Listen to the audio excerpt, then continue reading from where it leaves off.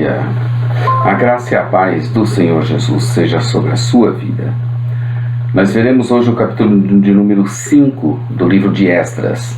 Veremos a reconstrução da casa de Deus, que foi retomada e vencida todas as oposições. Nós nos encontramos na primeira parte do livro de Esdras, que nós dividimos em duas partes, e a primeira parte trata do regresso dos exilados e a reconstrução do templo. Essa parte vai até o capítulo 6.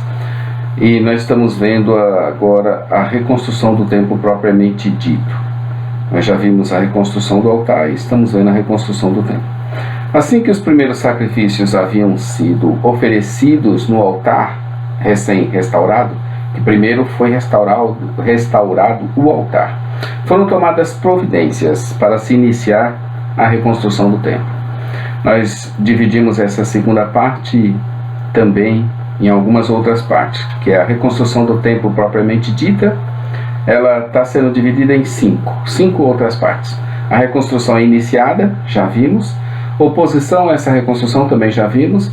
A reconstrução é retomada, no capítulo 5, veremos agora. Oposição à reconstrução, também começaremos agora.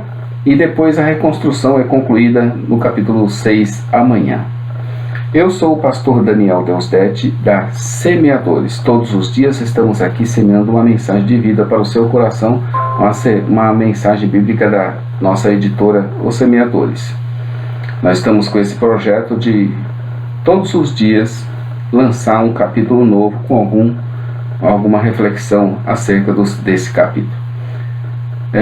A reconstrução da casa de Deus, como já vimos, por causa dos adversários de Judá e Benjamim, tinham sido interrompida por cerca de 17 anos. Eram eles adversários internos, embora somente os remanescentes tenham voltado do exílio, e grande parte dos israelitas ficaram no cativeiro para sempre.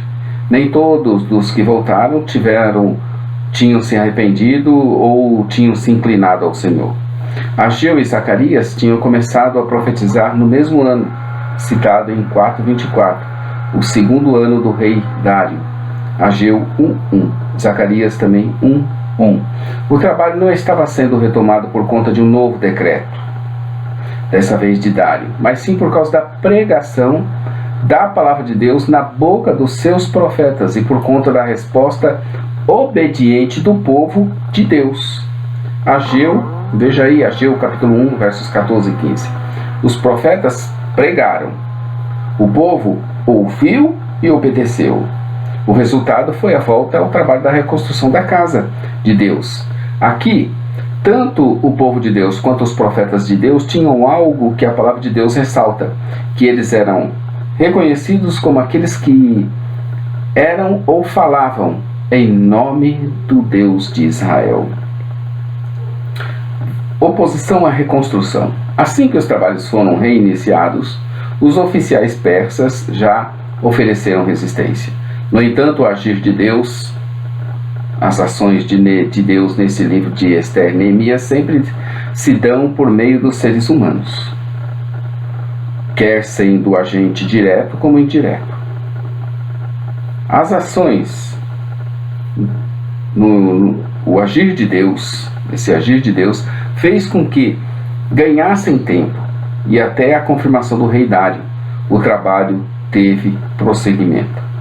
Lembramos que Judá, por conta do domínio persa, na época não tinha autonomia.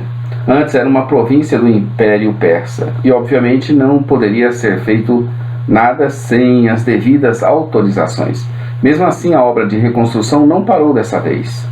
Isso se deu por causa da supervisão divina, por causa da preparação dos profetas e por causa da liderança de Zorobabel e de Jesua. A resposta dos líderes judeus às perguntas dos oficiais persas é incluída numa carta ao rei Dário. A iniciativa da carta partiu de Tatenai, o governador da Quim-Eufrates, com Setar-Bozenai e os seus companheiros, os Afarzaquitas. A resposta da carta é engraçada porque atinge uma cultura totalmente diferente. Mas a direção a elas é como se soubesse de tudo o que eles falavam. Veja, Nós somos servos do Deus que fez os céus e a terra. Será que eles sabiam do que eles estavam falando?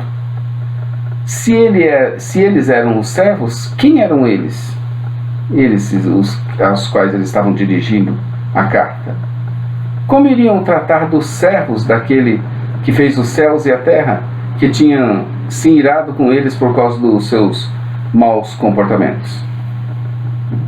Ao mencionar o grande rei, falavam de Salomão, que primeiro edificou o templo, no período de 966 a 959 a.C. Está lá em 1 Reis 6, do verso 1 ao 38. No entanto, foi destruído o templo por Nabucodonosor, que depois deportou o povo, sendo ele apenas um agente humano do Deus soberano. Deus havia entregado os israelitas nas mãos de Nabucodonosor para castigá-los por terem quebrado a aliança e para prefigurar a destruição eterna que espera aqueles que não creem em Cristo. Já os que creem em Cristo não temem tal castigo. 1 João 4, versos 17 e 18. Os caldeus, versos 12, eram aqueles que habitavam a região sul da Mesopotâmia e fundaram o Império Neo-Babilônico ao conquistarem os assírios em 612 a.C. Os caldeus, ou neo-babilônicos, reinaram até serem conquistados pelos persas, os medos persas, 539 a.C., pelo rei Ciro, que um ano depois, em 538 a.C., tinha emitido aquele decreto para que eles reedificassem a casa de Deus e também os muros da cidade de Jerusalém. É interessante que na primeira busca, capítulo 4, versos 15, o resultado tinha sido a interrupção do trabalho por longos 17 anos, nessa primeira busca. E uma nova busca semelhante em tudo resultaria na conclusão do próprio templo, a casa de Deus.